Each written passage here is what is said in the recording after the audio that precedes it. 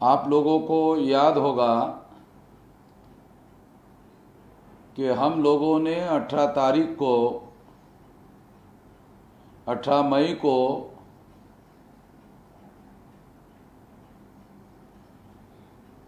Jail भरो आंदोलन घोषित किया था।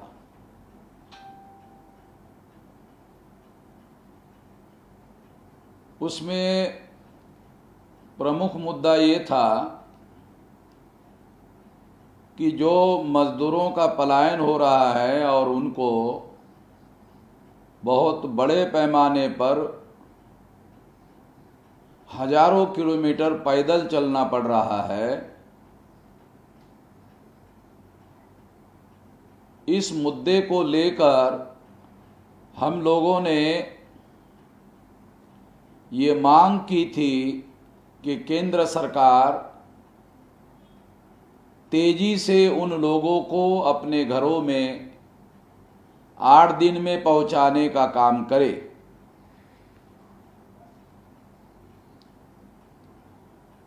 और जब इकोनॉमी को बहाल करना है तो उन लोगों को, क्योंकि सरकार अगर उनको अपने घरों में पहुंचाने का काम करेगी तो उनको बाहर इकोनॉमी को बहाल करने के लिए दोबारा वापस लाया जा सकता है।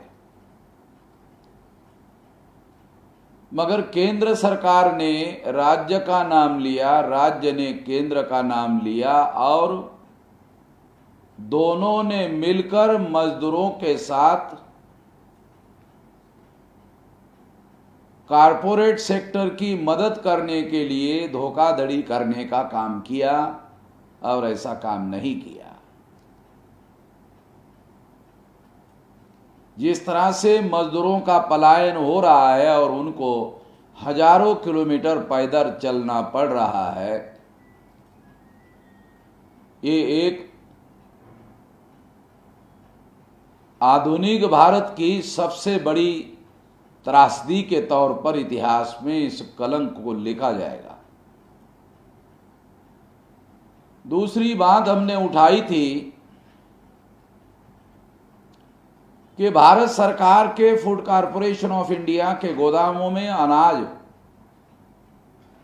पड़ा हुआ है और मंत्री का कहना है कि 1.5 साल तक हम लोग भारत के समस्त भारतीयों को खाना खिला सकते हैं। तो हमने मांग की थी कि उनके घरों में परिवार को जितना अन्न चाहिए उतना अन्न फ्री ऑफ कास्ट पहुंचाया जाए।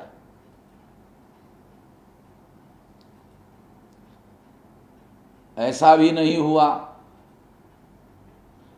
और इतने में मजदूरों के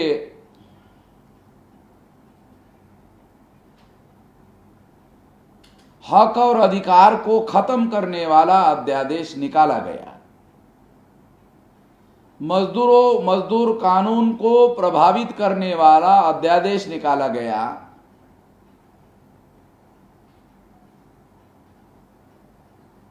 इसलिए हमने इस मुद्दे को भी उसमें डाला था, जेल भरो आंदोलन में। मगर 18 तारीख को लॉकडाउन घोषित करने की वजह से हम लोग ने जेल भरो आंदोलन पीछे ले लिया और उसके जगह हम अपना वैकल्पिक अल्टरनेटिव आंदोलन करने का ऐलान किया था और 18 तारीख को ये नया आंदोलन हम घोषित करेंगे, यह घोषणा हमने की थी। तो जिन 3 मुद्दों को लेकर हमने जेल भरो आंदोलन चलाया था, वो मुद्दे अपने आप में बरकरार है और केंद्र और राज्य सरकारों ने कारपोरेट सेक्टर की या औद्योगिक घराने की मदद करने के लिए मजदूरों के विरोध में कानून लाया। इसके विरोध में हम लोगों ने आंदोलन करने का ऐलान किया था, तो लगभग उनके साथ साथ लॉकडाउन के दौरान कुछ और भी फैसले जो जनहित के विरोध में हैं, वो फैसले आए हैं। वो सारे मुद्दों को विरोध करने के लिए, विरोध प्रदर्शित करने के लिए मैं वो सारे मुद्दे पहले आप लोगों के सामने घोषित करना चाहता हूं, और बाद में मैं उन मुद्दों का विरोध करने का क्या तरीका है वो घोषित करूंगा। तो सबसे पहले मुद्दा है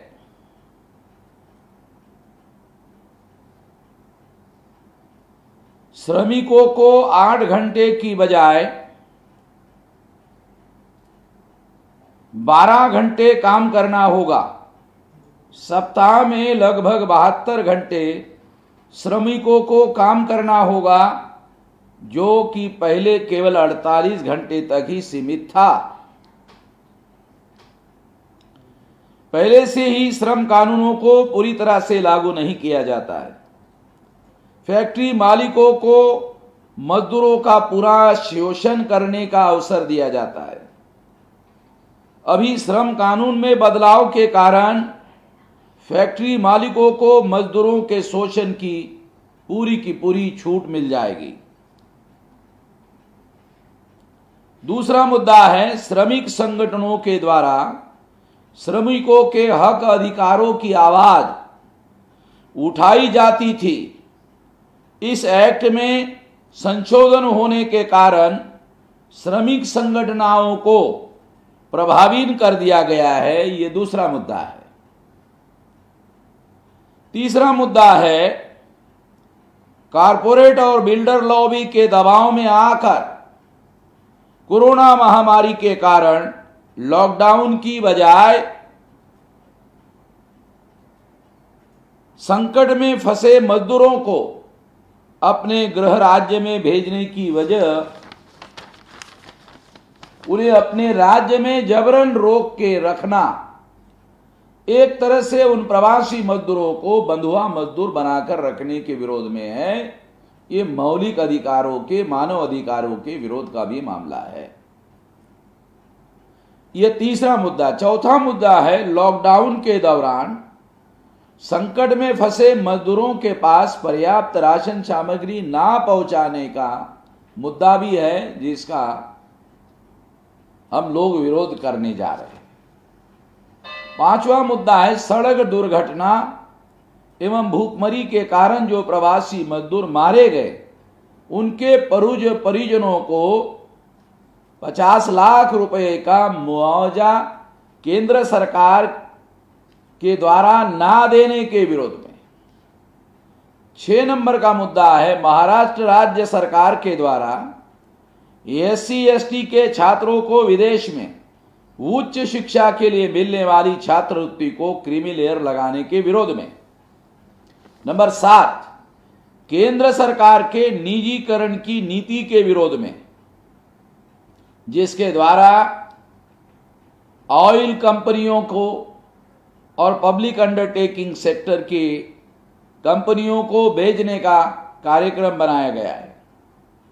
8 नंबर राहत के नाम पर केवल पैकेज की घोषणा करना और गरीबों के पैसे पर पूंजीपतियों को बचाने का काम करना।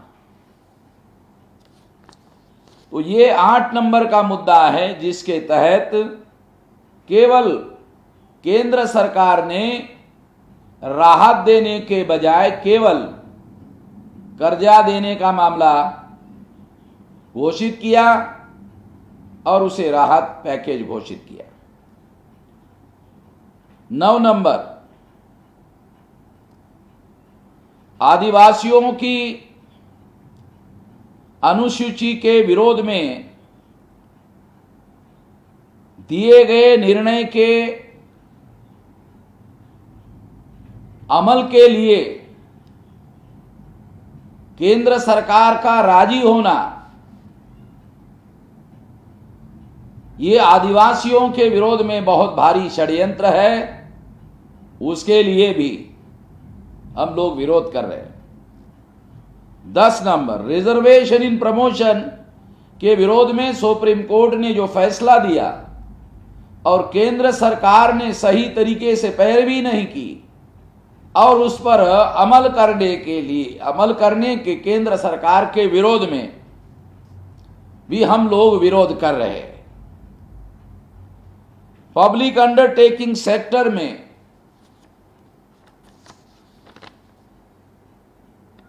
जो नवरत्न कंपनियां हैं उनको बेचने के विरोध में, जो भारत सरकार को बहुत बड़े पैमाने पर लाखों करोड़ रुपया सालाना इनकम कमा कर देती है, उन कंपनियों को अपने चहेते उद्योगपतियों को बेचने के विरोध में। SC ST OBC पर ये जो 11 नंबर का मुद्दा था, अभी 12 नंबर का मुद्दा, SC ST OBC के ऊपर 3000 साल से मंदी का संकट छाया हुआ है, मगर उनको इस परिस्थिति से निकालने के लिए कभी भी कोई पैकेज, राहत पैकेज नहीं दिया गया है। इसके विरोध में तीसरा 13 नंबर का मुद्दा, सुप्रीम कोर्ट में महाराष्ट्र के औरंगाबाद के पास 16 मजदूर रेल के पटरी पर कटकर मरे। सुप्रीम कोर्ट ने उन मजदूरों के मुद्दों पर सुनवाई करने से इनकार करना और सुप्रीम कोर्ट में केंद्र सरकार के द्वारा झूठा हलफनामा दाखिल करना कि कोई भी मजदूर सड़कों पर पैदल चलकर अपने गांवों में नहीं पहुंच जा रहे हैं। इसके विरोध में ये 13 नंबर का मुद्दा। और चौथा नंबर का मुद्दा, लॉकडाउन के मुद्दे पर 20 लाख करोड़ रुपए का पैकेज देने का झूठा प्रोपेगेंडा करना, जबकि वो पैकेज ना होकर कर्जा है।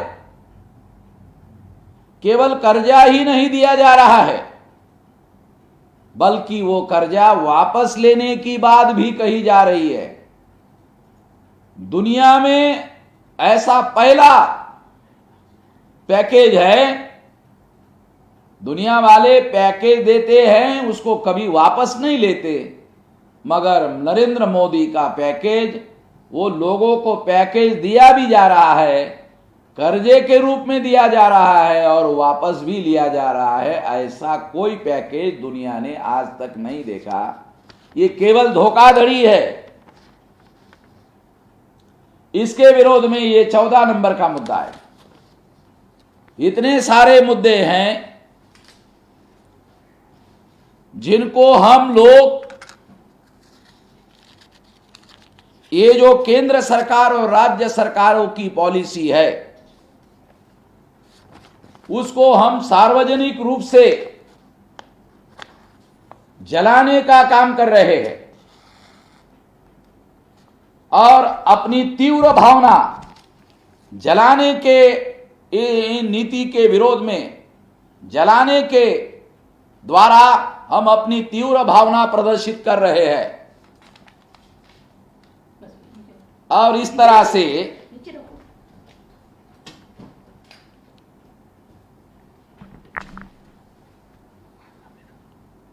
वो हमने ये जो पॉलिसी है केंद्र सरकार और राज्य सरकारों की, उसको सार्वजनिक रूप से जलाया और देश में समस्त देशवासियों को विरोध की तीव्र भावना प्रदर्शित करने के लिए हमने इसको जलाया। तो देश भर के समस्त मूल निवासी बहुजन समाज के लोगों को ये अपील करते हैं कि आप अपने घर में इन 14 मुद्दों को कागज पर लिख लीजिए, टाइप कर लीजिए,